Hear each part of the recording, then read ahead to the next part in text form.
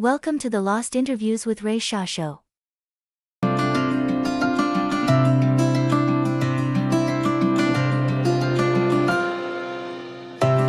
Is this Ray? It is. Is this Burton? Yes, it is. Hey, man. How's it going? Good. Very well, thanks. That's good. Thank you for being on the call, first of all. Oh, well, my pleasure. I really appreciate it. How's the summer tour coming along? Oh, we're doing great. We just came back from Kamloops up in British Columbia. We did an outdoor gig last Saturday night. Right. On the side of a mountain in a natural amphitheater. It was just so beautiful. Yeah, I love those kind of venues. It was just like, last Saturday there were moments when we were on stage when it felt like it was 1968 or 69 again. It was just great. Tons and tons of people. Right. They all brought their dogs, and everybody had a great time. It was really terrific. Was that like a festival? It's a one-time-a-year festival at Right. Sun Peaks, which is a ski resort. Right. With all the runs, like we could see all the cleared runs coming down the mountain, and then we played in this beautiful outdoor. It's like a natural amphitheater. Uh-huh. Just tremendous. So it's been a pretty good summer so far. We got another big one in Edmonton this week, Klondike Days. There's all these big festivals in Canada, so I've been, and then after that, I'm doing a couple of one-man shows in New York City at Right. a place called The Winery. It's pretty busy summer. Yeah, I've never been to Canada, and I'm disappointed. The way this country is going, I think I want to move to Canada.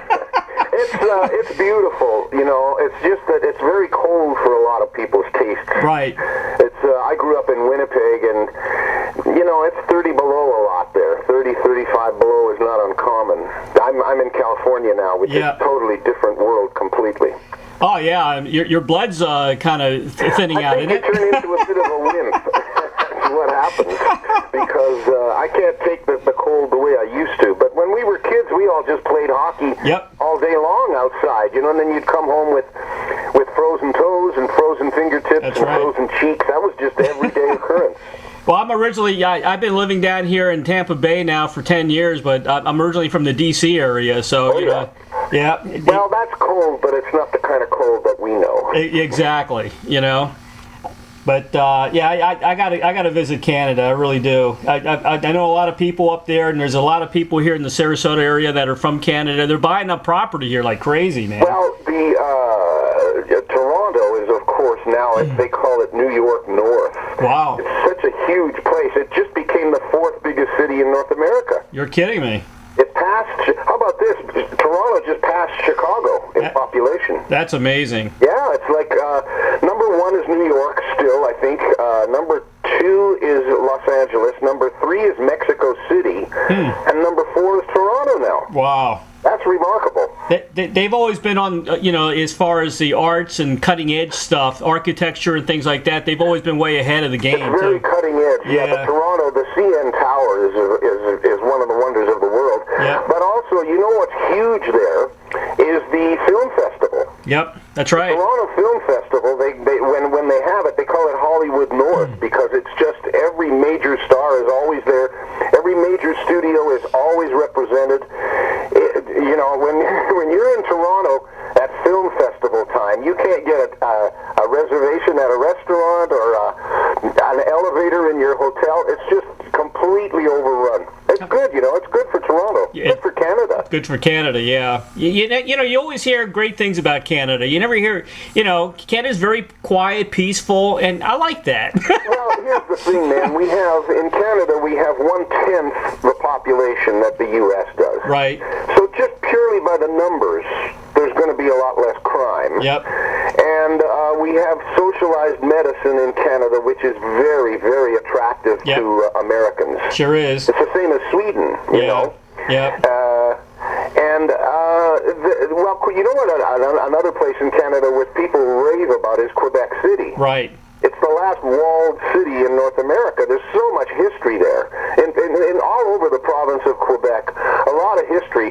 So a lot of people, particularly from the United States, they go to Quebec and they get the European experience without going all the way over to Europe. Exactly. Yeah. Kind of cool, when you think of it that way, it's kind of cool. That is pretty cool. Yeah. I talked to a guy that I think worked on your last studio album. I talked to the Vanellis. Oh, yeah, Joe Vanelli? Yeah, well, I interviewed Gino, and I talked with Ross, because I think Ross does, a lot of the management stuff. Ross sang on my last studio album. I know all of them quite well. They're pretty cool. Joe is my engineer, and Ross is the youngest of the three. Mm-hmm. And he sang and played a little guitar on my last album, too. Did Joe, did he help produce the album as well, or? Well, Joe was kind of Joe was the assistant producer, and Ross just came in and kind of did some musical stuff. But Joe helped me out a lot. He's a great engineer. Yeah, that's right. And he's got a beautiful little state-of-the-art studio out in Agoura Hills in California. Huh.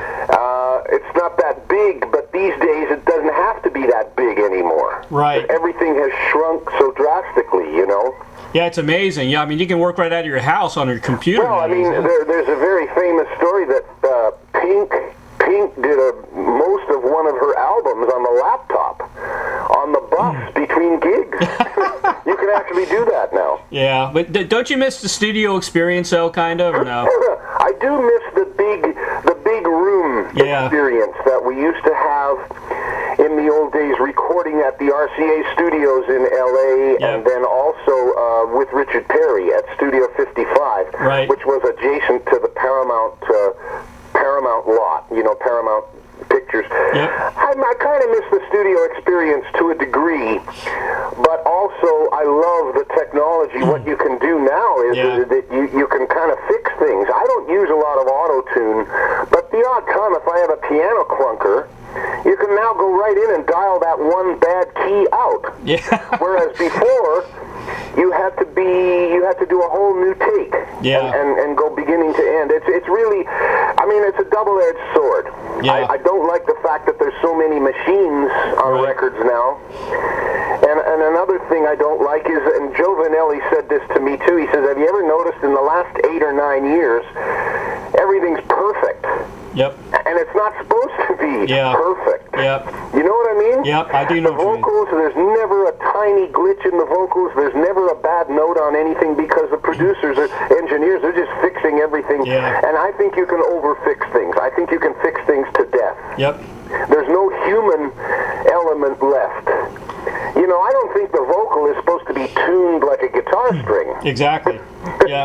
But that's just me. I'm 65, so I'm seeing it through, older eyes. Sure. Well, I was a disc jockey back in the late 70s, so I'm with you with the technology. I spun records. Oh yeah, I mean that's another thing about radio that's a little disappointing now is the voice tracking. Yeah. It's not live like it was. Yep. When I was a kid, you could phone in. That's right. And now with voice tracking, people don't realize. I shouldn't really let the cat out of the bag. Well, maybe a lot of your listeners don't realize how much voice tracking goes on. But it is true. Because I did AM radio in my hometown in Winnipeg for a while. Oh, did you really? We did with my best friend Gary McLean. We did 3 to 6 drive home in the afternoon. Yep. And I was actually what I loved about it the most. They let me pick all the music. So I was showing up with literally great big shopping bags full of my own collection of CDs. That's cool. And we were picking them right there on the spot. Live radio, like the old day, we're taking calls from people. That's awesome. And we were playing all the stuff that I chose. It was an oldies station, so it was right up my alley. And I'll tell you, man, it was some of the most fun I ever had in my life. Yeah, it was fun. It was a fun gig. I really liked it, And we were doing, I was doing 3 or 4 different characters, different voices, and people actually thought sometimes that there were 3 or 4 people in the studio with us. It was all just me. Hey, we had a lot of fun. I love radio. Hey, Burton. I might have actually gone into radio had I not been so lucky with the music. Well, you got a good voice for it, too. I got to tell you, man, your imitation of Gordon Lightfoot is rocks.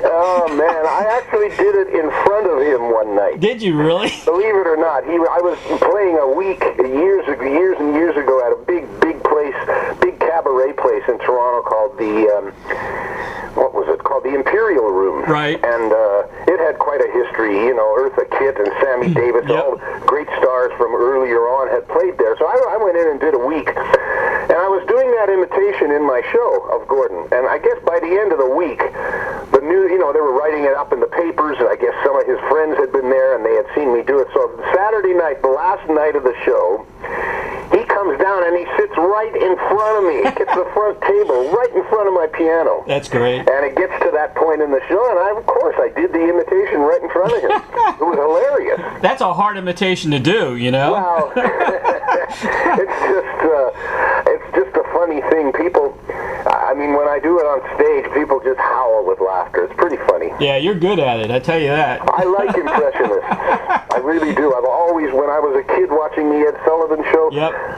You know, other than the Beatles and the Dave Clark Five, my favorite stuff was always the impressionists. Oh, yeah, John Byner, remember? Yeah, those kind of guys. Way back. I mean, Frank Gorshin. Oh, I love Gorshin. Way back. Yeah. You know, I really used to love the impressionists, and just tremendous. It's a very, very hard thing to do. I'll tell you who's great at it is Jim Carrey.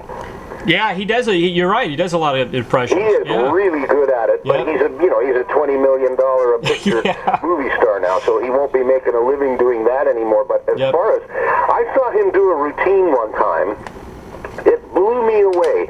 He was doing a scene from Golden Pond, right? And he was playing Henry Fonda and Katharine Hepburn. I can see him doing that. And he was doing a conversation between the two, and both the imitations were spot on, and it was just remarkable. I sat there with my mouth open and said, "This guy is amazing." That's funny. Yeah, he's a multi-talented guy. He really is. Absolutely. And a Canadian, another Canuck. Yeah, that's right. Oh, all the funny guys are from Canada usually, you know, from Second City and all that stuff, you know. Martin Short. Yeah. Rick Moranis, Eugene Levy, who has done very well. Yep. Since he hooked up with Christopher Guest. Yep. They wrote all those screenplays, you know, for Waiting for Guffman and those clever movies. Well, my hero's always been John Candy, and of course another Canadian. Yeah, poor guy went way too young. I know, he was way too young, but man, he really liked his food. I know, it's You know, I mean, he was way overweight for years and years and years, but we hung out quite a bit, and I knew him. He was a fun guy. There'll never be another John Candy. No, he was a fun guy. Yeah. I want to talk a little bit about Guess Who. What is the true origin behind American Woman? I heard a lot of different stories about it, but... All right, here's the true goods. It was jammed on stage one night. Okay. In Mississauga, Ontario. We were playing at a club called the Broom and Stone, which was actually a curling rink. Right. And we were doing 2 shows that night. I guess we hadn't gotten that big yet. We were doing 2 shows, and between the 2 shows, I was outside bartering with this kid. He had some old Gene Vincent records that I wanted to get for my collection. So I was outside trying to strike up a deal with this guy. And the next thing I know, the other 3 guys, it's time for the second show. The other 3 guys have gone back on stage, and I hear them, they start this riff. I say to this guy, "Oh my God, I'm supposed to be on stage, man. I gotta run. I'll see you later about these Gene Vincent records." I run inside. I run up onto the stage, and I just grab a mic and start singing whatever came into my head. It was all stream of consciousness at the moment stuff. All that stuff about war machines and ghetto scenes, colored lights can hypnotize. It was all just right on the spur of the moment. Really? I didn't know that. Yes, swear to God, true story. Wow. And we never would have heard it again. Nobody would have heard it again. But there happened to be a kid bootlegging the show that night. Yep. And this is way back in the 60s, and he had a cassette machine. And cassette machines were a relatively new invention at that time. But this was 1968. This is like almost 40 years ago, right? Well, it is 40 years ago. It's 40 plus. So I motioned to, we noticed this from stage. As the night went on, he still kept recording, and we motioned to our road manager, "Go get that tape, go get that tape." And he got the cassette tape. We listened to it later, and when we heard this jam about American Woman, Stay Away From Me, and we actually kind of learned it from that tape. And otherwise, nobody would ever have heard it again. Wow. That's amazing. Talk about a Cinderella story. Exactly. And that was like a monstrous hit record for us. It was number 1 in Billboard for 3 weeks. That's right. Yep. And it was all an accident, you know. That's amazing. But a happy happy accident, and I guess the music gods were smiling on us. The music gods probably sent that kid with the cassette machine, you know. I never heard. This is a pretty good thing. We better preserve this. And sure enough, and when we didn't even think much about it. When RCA heard American Woman, the vice president, one of the guys at the head of A&R, he was listening and he threw up his newspaper in the air. First time he heard it, he said, "That's a #1 record." Yep. He just immediately he knew it was going to be big. I've never heard that story before. It's true, though. It was all made up on stage. That's incredible. And the rest is history. Well, and it's sure... what's interesting, too, is that 30 years later, Lenny Kravitz covers it. Yeah, I didn't like Lenny Kravitz's version that much because I'm so used to hearing Burton Cummings sing it. You know what I mean? I didn't much like it at first, but I got used to it. I kind of liked the harmony vocals that his guys did, along with the lead. Yeah. But he changed the guitar riff a little bit. Exactly. And he took it down a few keys. I'll tell you an interesting story. We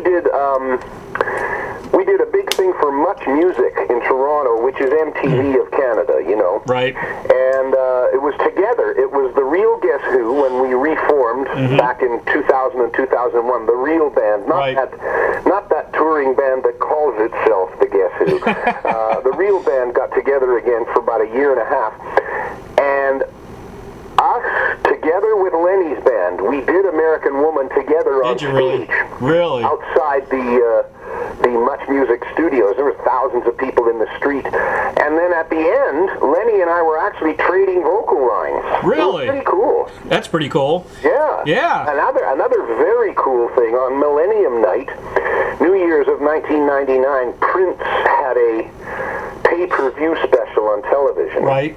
And he came and he was playing away, wailing away, and he said, "I'd like to introduce my friend Lenny Kravitz." Out comes Lenny, and Prince and Lenny Kravitz together do American Woman, trading vocal lines and trading guitar lines. Right. And it's all over YouTube if you want to check it out. It's very cool. Yeah, I'll check that out, definitely.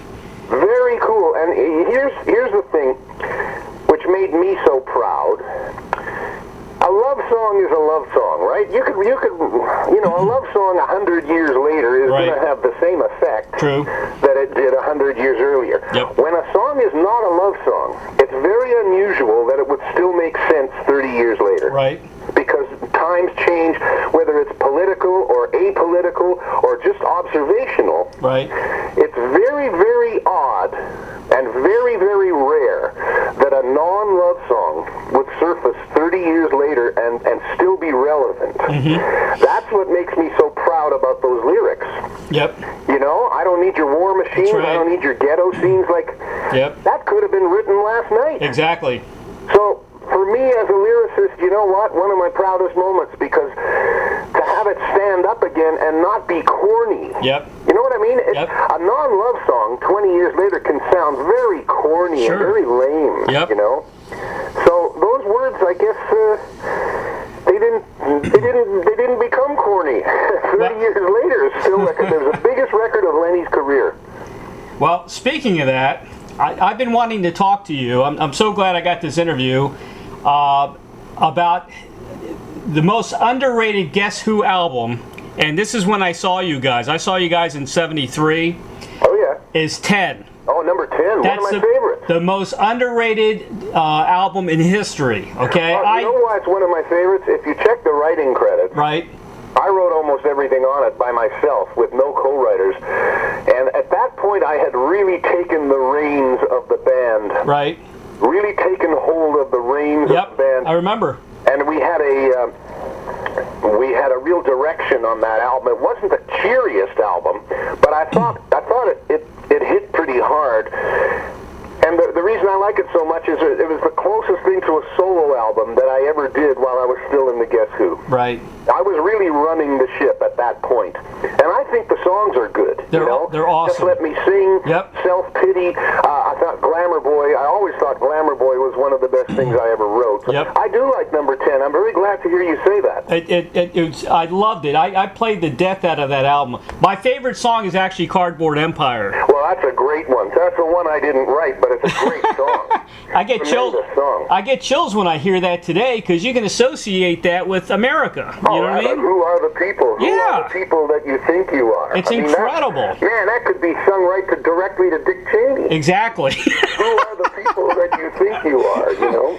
Well, it's a spooky song, you know, to hear that played back today, you know? Yeah. It really is. No, I'm very glad to hear you say that. I like number 10 a lot. Oh, yeah. Just Let Me Sing, you know, Lie Down, they're all classics. And Musicione. yeah, it's awesome. Yeah. Now, Glamour Boy, did you have anybody in mind when you wrote that? Oh, Bowie. Oh, it was Absolutely, Bowie. David Bowie. Yeah. He came along and changed everything, and it bothered me a lot at first because we weren't a glam band. Right. We wore the same clothes on stage that we wore all day while we were traveling. We never dressed up and had dancers and crazy costumes and pyrotechnics. We were all about the music. Yep. We were just, you know, we used to dress like Kurt Cobain way back. I know. You're right. Way back. We never played the glamour game. Yep. And then all of a sudden Bowie came along, and it was Ziggy Stardust and makeup and costumes and androgyny, and it really threatened me. So then I also saw that he was making tons of money. So that's where all that for $25,000, for $37,000, for $49,000. You can look like a woman tonight. It was just a jab against what was changing. It was changing so drastically. Yeah, exactly. Yeah, that was a great album, man. I just thank you very much. I'm very proud of that one. Yeah, I had to say that because it really didn't get the attention that it should have, you know. And to me, it was a masterpiece. You know what? Really Ironically, here we are talking about it. It's exactly 40 years ago. Isn't that amazing? Huh. Exactly 40. It was 1973. That's right. And it was exactly 40 years ago. And I didn't even think about that, to be honest with you. And you know, your hair was as long as mine back then. Oh man, it was at one point it actually touched my elbows. I look at those pictures now and go, wow, man, that's another lifetime. I know. So you went drastic, man. You went from, you know, like the Johnny Winter look, or you know, or to real short hair, you know. So Paul Rogers or whatever it was. Yeah, exactly. I want to say also, you know, thank you so much for your tribute to Wolfman, because Wolfman was, you know, such an important part of the music industry, and you guys. He was a radio legend. He was. We got lucky. It was way before MTV, and we were on Midnight Special a couple of times, and they took a shine to us because we were pretty good live acts. Exactly. Yep. And that Midnight Special was all live. So if you went on there and you were lame live, you weren't asked back. Yep. But we went on, first time, they loved us because we played pretty well live. We went back a second time, got to hang out with Wolfman a little bit, and we got to be friendly. Yeah. And Billy and Kurt, they were writing a song called Clap for Napoleon. Napoleon being a CB handle. You know, back then in the 70s, the big CB trucker thing was a rage. It was a big craze. And everybody had a handle. And they were going to write a song about Napoleon being a CB handle, a trucker's handle. Mm-hmm. And I said, you know, I love this riff. They had the guitar riff going and everything. I said, I love this riff, but a little bit ethereal. I said, if we made this lyrically about the Wolfman, it would have a universal appeal. So they agreed with me, and I went home that night and banged out the lyrics, and sure enough, it was a top 5 record. I had no idea. It was a great song, Yeah, catchy. I mean, very commercial, you know, but still. Yep. I met Wolfman probably about 8 months before he passed away. Yeah. He was doing gigs at the Hard Rock in D.C. and he was and he was on the air in Maryland and doing a gig, and man, he gave me his French fries, and he was smoking Camel cigarette, one after another. Oh my goodness! Tons of salt on his French fries. You can tell he just didn't take care of himself. No, he was way overweight for years and years and years. That's a shame. But he's a great guy. We hung out a lot on the. He used to come and MC our shows in the Guess Who days. Yeah, he was pretty cool. One time we did a show in Honolulu at the HIC, Honolulu International Center. Right. It was Aerosmith first, and then the Guess Who, and Wolfman was the MC. Wow. It's really fun. I still remember Tyler running around saying, "Where's the Wolfman? Where's the Wolfman?" That's funny. Burton, how much time do we have left? Oh, I've got to get going pretty soon, man. I'm flying tomorrow, so I'm going to pack today and get ready. All right. You want your final question now? Sure. Okay.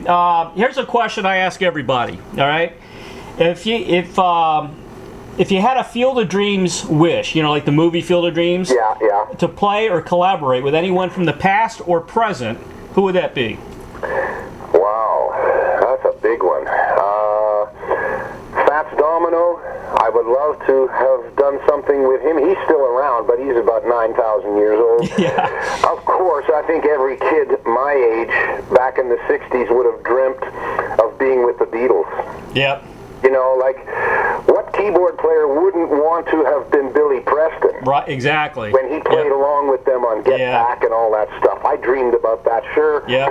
I would have to say, I would have to say my one, if I only had one wish, it would have been to be the fifth Beatle. The fifth Beatle. The Beatle keyboard player. Okay. And singer, of course. Yeah. Well, I tell you, man, you're an awesome singer, great performer, and you've done. Thank you very much. You've done so much over the years. I saw you a bunch of times. I saw you with Ringo, and I cover. That was a good tour. Yeah, that's a good tour, isn't it? I cover all the Ringo tours here. They always treat me real good and get me, backstage. I think of all the Ringo All-Star bands, and I'm not just saying this because it's me, but I think ours was the best. Yeah, you were with Joe Walsh, right? We had, listen to this for a lineup. Yep. We had Joe Walsh and Timothy Schmidt from the Eagles. That's right. I saw that. We had Dave Edmunds, Nils Lofgren, and Todd Rundgren. Yep. Myself on keyboards, and Ringo and Zach on drums. That's right. So, it was like, and I've seen the other lineups, and he's had a lot of great bands, but I think ours really was the best. I think you're right. I've interviewed everybody from your lineup except Ringo. We had a great, Dave Edmunds was a tremendous guitar player. And here's the thing, we had 2 drummers, and we had 8 singers. Yeah. So there was nothing we couldn't do. 4 lead guitar players, 8 singers, 2 drummers. There was nothing we couldn't do. Yeah, the band's incredible, man. When we would do Photograph, for instance, well, those big jangly acoustics on the records. Right. So Dave and Todd would switch to acoustics, and then Joe and Nils would still be on electrics to play the electric guitar line. Yeah. So it's like we had it all covered. No matter what material we were doing, we had it all covered. It was great. It was a tremendous experience. You're mentioning the other Guess Who out there. That other Guess Who played here 4th of July. Oh, just recently? Yeah, Gary and Jim. Oh, goodness. They play 4th of July here about 10 minutes from my house. Good luck to them. I didn't go see them. It's a scam because they use the real records to draw people to their crowds. And people still think, a lot of people still think Randy and I are going to be there. And it's terrible. I've had this conversation. You know what? They got to live that lie, so I don't think about them too much. I got a whole different life since then. I've had this conversation with a lot of other guys. Peter Rivera from Rare Earth. Yeah. He was the drummer and lead singer from that band, and he's not with them anymore. And there's another Rare Earth out there. Yeah. Well, let's face it. Tonight somewhere in some casino you can go and see the Platters. Yeah, I know. Somewhere tonight you can go and see the Temptations. I know. But you know what? It's not the guys that were on the records. So for me, I don't care. Once it's not the guys on the records, I don't care. I'd rather sit home and play the records. I'm with you. And I'm with you. Me and Lou Graham got into a heated discussion about that because there are people actually spending lots of money thinking that Foreigner band is the original band, and there's only one guy left. Yeah. Yeah, sometimes it's, even Grand Funk is out there without Mark Farner. I know. It's a sad state of affairs. One of these days there'll be a law passed, because a couple of guys are thinking about it, taking that to the courts and trying to get a law established that there has to at least be, 60 or 80% of the original band. Right. Because it gets down to the point where somebody just owns the name, and then it's just like a franchise. It's just like owning a McDonald's. It's just like a company, corporation. Yeah, it's silly. But you know what? I'm the guy that wrote and sang the stuff, That's and right. the people that really matter, they know the difference. That's right. So, other than that, I don't think about those guys much. Yeah. Bert, did you release your poetry? Is that out? The writings It's of... coming probably in the next couple months. We're just making the final tweaks, make the book look beautiful, Right. gilded pages in a nice package, and we have a video series called Ruff, R-U-F-F. Right. It's going to be volumes and volumes. I've had a videographer following me around for the last 13 years. Cool. We finally got Volume 1 edited. Right. It's tremendous. There's some live concert footage. There's backstage foolery, shenanigans. Awesome. It covers all kinds of ground. It's just tremendous. So it's a busy time for me. Good. Well, don't forget about Florida, man. Oh, absolutely not. We'll be there before you know it. That'll be wonderful. Burton, thank you so much for being on the call today. More importantly, for all the great music you've given to us and continue to bring us. Very kind words. My hat size is going up from all the praise. Thank you very much. My pleasure. Thanks, Burton. Take care. Take care. Bye-bye. Thank you for joining, and please subscribe to Ray's YouTube channel.